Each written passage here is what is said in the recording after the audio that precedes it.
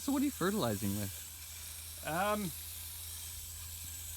right now? Yeah, using an organic product called Gaia Greens. Yep. This is second season with that. Yeah. It seems to be working pretty well. I'm a little concerned about it affecting like percolation of water through the soil column. Right, because you're just using it, Like just powder on it or whatever. Not powder, but yeah, it's not water soluble, and yeah, it's quite powdery. Like it's not like a nice cake or yeah. puck or something. So I might try to find a solution to that. Like maybe there's some way to prepare it so it's a little more stable. Yeah. But And, I mean, and what is it? Is it is it a mix of stuff yeah, that's it's making that? a whole Or? bunch of things. Yeah. I think the nitrogen source is guano. Yeah. I'd have to have the bag in front of me for exactly Yeah. what's in it. But it's like it's a balanced feed. Yeah. Equal parts. Yeah, I think there's probably something really good about that mix of not just using, like I've been using some blood and bone meal. Yeah. And then I also have some Gaia Green stuff, and I've been kind of mixing them, like using both of them. I just wanted to increase the nitrogen, so I'm using this bone and blood as well. Yeah. But I was thinking, man, there's probably something nice with the back guano and the alfalfa and whatever is in those Gaia Green, because you read the package and there's like 8 different things, right? And, yeah. There's all that stuff now about the sort of microbiology of, not just the mycorrhiza, but the fungi, but also all the bacterias now in it. I don't know if you watched Peter Warren's latest. Have you been watching any of his stuff? Yeah. The soil I turned it on and promptly got distracted. But yeah. It's information density in those things. Yeah, well, a lot of it's above my head, but I mean, same with Ryan Neal last year in his compost experiment and stuff like that, right? And just the sort of fungus of in the soil and all that, right? It feels like, I mean, like you're feeding the whole soil system, not just the tree that yeah, goes inside yeah, and trying to, for me, it's all above my knowledge base, so it's I don't know what they're talking about for the most part. I go bacteria, okay, great, it's bacteria, but there's obviously like thousands of different varieties in there, if not millions, right? The size is so hard to comprehend. Yeah. Whereas, and this is what they're saying, right? And in Japan, there just isn't that sort of scientific understanding of it. And sort of, this is just what we do. Yeah, tradition of what worked and what didn't.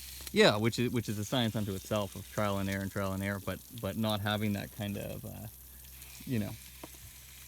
that soil understanding. So yeah, so I've just been thinking about that too, like how to use organic ingredients to sort of promote that, right? But, yeah, I think I'm going to try supplementing with like kelp and fish emulsion. Yeah. It seems to be something a lot of pros are doing now and having good success with. Yeah. So I might give that a go. Yeah, and I sort of went on a biochar tangent there because of Peter Warren's video. They sort of, one of the experts that he had on talked about biochar, and I'd never even heard of it, right? So trying to learn about that. Somebody else I was talking to had mentioned that. Yeah. Oh yeah, the guy I bought all the pumice from. Okay. He's got like a landscape supply company. Yeah. And I was just describing what I was doing. He was shocked that I was growing trees in just straight pumice. Right. But yeah, he mentioned that, and it's a product you can get a lot of for quite cheap. So really? Okay. If it is something worthwhile, yeah, it'd be pretty easy to kind of pursue and acquire it. Yeah. I mean, there was a whole bunch of this sort of a curing process and a little stuff involved in it, but it really seemed to be to house the bacteria, right? Mm-hmm. So it's just that other level of sort of thinking about the soil. So it's not just like a hydroponic mix, right, where you have all the sort of indoor pot growers from the area who have been doing it for a while, and they're just using it for one season, right? Yeah. So they just pure air and water mix, right, and then just chemical the hell out of it for a year, and then they're done, right? But getting that sort of living container or getting that sort of living biosphere in there, so crucial. Yeah, I mean, there's some conifers that won't come out of their container or slab or whatever for close to a decade. Yeah. I've been wondering about, like I like the idea too, because they were talking about, you can add all kinds of like a probiotic, add fungi and add stuff, but if it's not in our natural environment, you're basically dependent on constantly feeding it. Yeah. It could start to take on its own, but for the most part, you're going to have this struggle of having to constantly feed it something.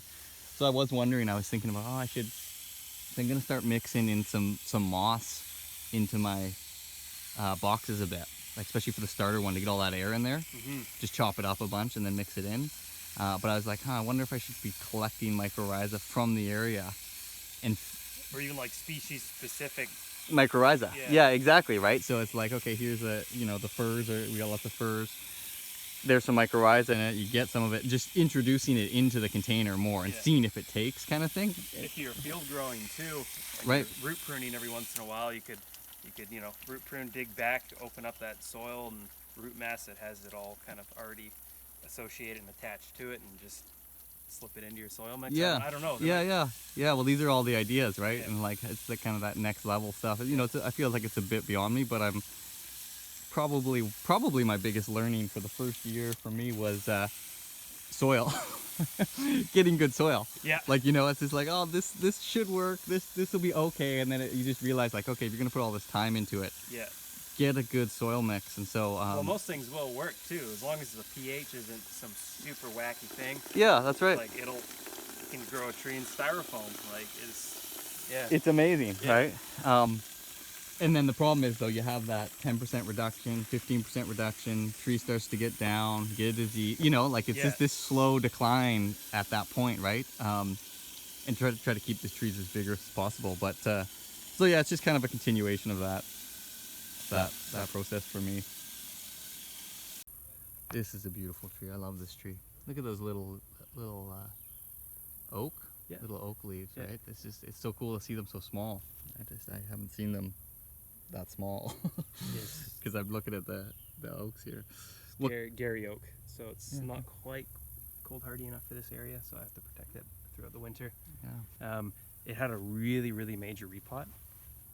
My understanding of oaks are that they're a little more sensitive to root work compared to other deciduous. Okay. Like I didn't wash the roots, I didn't bare root it, but I did have to cut and otherwise manipulate quite a few of them to get it at this angle. Like I think it was a 90-degree angle change. Okay. And it had been grown in a container this shape for decades. Oh wow. So you can imagine, if it had been growing like this for decades and then you tried to spin it, you've got a lot of roots on this plane that can't really exist there anymore.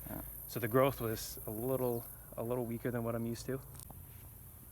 So the growth this year is a little less than most years, just because of the amount of root work, and it pushed way later. Like oaks always pushed quite a bit later. That must have scared you for a bit then. Yeah, but I knew it was alive, because I'd go and I'd scratch portions, and it's still green under there. It's always a little stressful though, and you're like, okay, why is this thing taking so long? Yeah, and I'm looking at other oaks in the landscape, and they're starting to grow.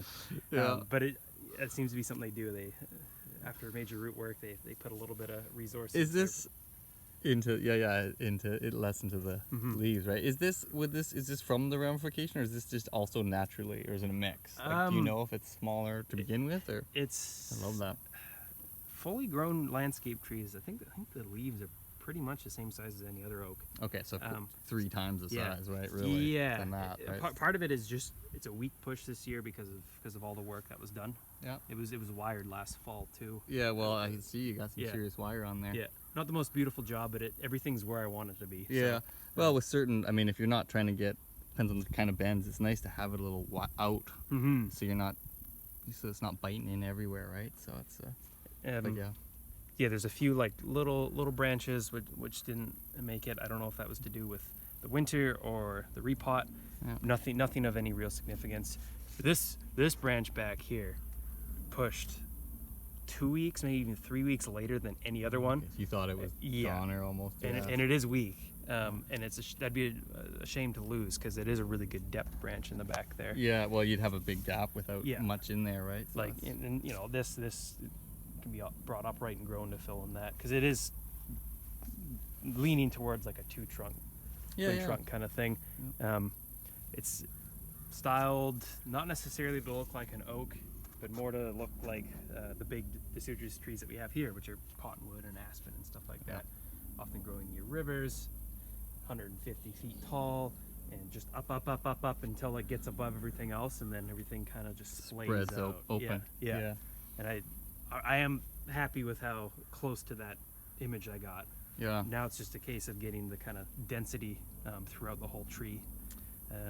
that makes it look that much older. Yeah, well, that's what I'm noticing with a lot of the old deciduous in our forest, right? They're growing over all the conifers. And so they have just exactly what you said, right? It's just this huge trunk coming up and then a canopy up above. Yeah. You know, branches coming out, but it's... They're always short down below. The longest branch is usually somewhere in the crown, right? That's exactly it. Which is what probably this is going to represent. Yeah.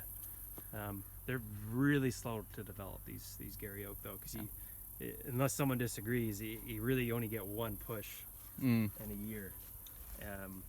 Like I try to cut the crown throughout the growing season just once, just to open up light, but I don't get a second push when I cut. It does its thing, and then you just gotta wait, prune in the fall.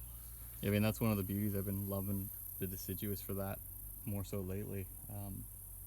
You know, you start on conifers when you first get the bonsai, right? And then the deciduous, you go, oh my gosh, I can cut this and it grows, and I cut this and grows. I mean, it's like the larch, but it's something else to work with, right? It's, I was doing my maples early in the year, and can I take this off? Is it gonna grow? You know, like just no sense of trust of what the tree can do, right? Yeah.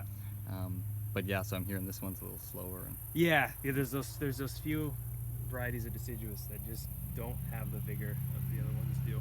I love that bark though, just that flaky, nice flaky bark, right, all the way up too, which is nice, right? And this tree, I think it's more or less container grown its entire life, because we don't have a climate here that it can reasonably survive in, especially if you're cutting back and manipulating and reducing the photosynthetic mass, and therefore reducing the hardiness over the winter. So it just doesn't work here. So I'm inclined to believe it was in a container its whole life. Which makes it way older. Yeah. Than it looks, right? Yeah, I think it was started sometime in the 80s. Okay. Definitely not 70s. So you can kind of see the bark development in that amount of time. Not tremendously fast, but still not slow either. 40 years. Yeah. That's awesome. What a nice tree. What about this one here? This is we got larch here, eh? Yeah, Japanese larch. A little too tilted forward. This is its first year, I think, being styled and pruned for better control of the node length and whatnot. Yeah, well, you got. I mean, it's so thick to have multiple branches. Like it's been pulled back quite a bit. Have you had this tree for a while? Or? No, this was pulled out of a growing bed just last spring. Okay, wow. A growing bed, like what do you mean a growing bed? Just like a raised bed. Someone had it in there. Yeah, and they would just take like a spade and just root prune that way every couple of years. Okay. And sometimes they pull them out, put them in a container for a while, enjoy them, put them back in the ground. Right. So this has been cut back once, and you can see kind of the reasoning and whatnot for that effort is where there was one. Now you've got two. Yeah. And the node length is going to be really quite small, like the space between where the growth originates and where you're going to get your first bud. Like here's a piece that maybe I didn't cut for whatever reason. Yeah, right. And look at the length of it. Peel back the underside. You've got these, I don't know how well they show up, but these kind of little caramel colored little buds there. And even on this new wood, you've got little buds showing up. Yeah. So the whole thought is to prune back to a bud that's like a node length that you're happy with. Yep. So the bigger the tree, maybe the bigger node length you can get away with. Yep. And if, let's say, I had this shoot grow out and there were no buds until maybe out here, that's totally normal. Well, then all I would do is during the first half of summer, and during the spring too, is just cut back to the base, because there's always a bud at the base. Okay. Right. And then you'd grow. Okay. Yeah, and then it still has a lot of accumulated resources from the year before, and what it's still accumulating from the green that's there. Out from there, and you get it'll grow again, and it'll likely have a shorter node length between where it originates and where the bud is. But maybe it's still too long. Well, you can cut it again, and it'll still, in a good growing season, have the strength to push again. And chances are on that push, you'll get a bud close, and you might even get multiple buds all isolated quite close as well. So basically everything that you see cut was either cut back to that originating bud at the base of that year's new growth. Yeah, because you can see some of these are cut right at the base of it, right? Mm-hmm. Right. Some of them might have been cut at the first or second bud beyond that. Oh yeah, right. Hard to tell. Yeah. Well, but maybe something like that, where it looks like that might have been a shoot, and then cut back to that. Sorry, that might have been a long one, cut back to the bud. And they all kind of get that upward arc when they're new growth. Yeah, and this is that ramification phase, right? You're in that zone now where you've sort of got the structure, or at least it's setting, and then you're ramifying those branches, right? And then you can see what would happen if you just let it go, right? Like you're just gonna get. Which is what I'm doing here, just to thicken this branch a little bit. Okay. But while I'm doing that, I'm still developing and cutting back these interior portions, which I know I'll keep. Yeah.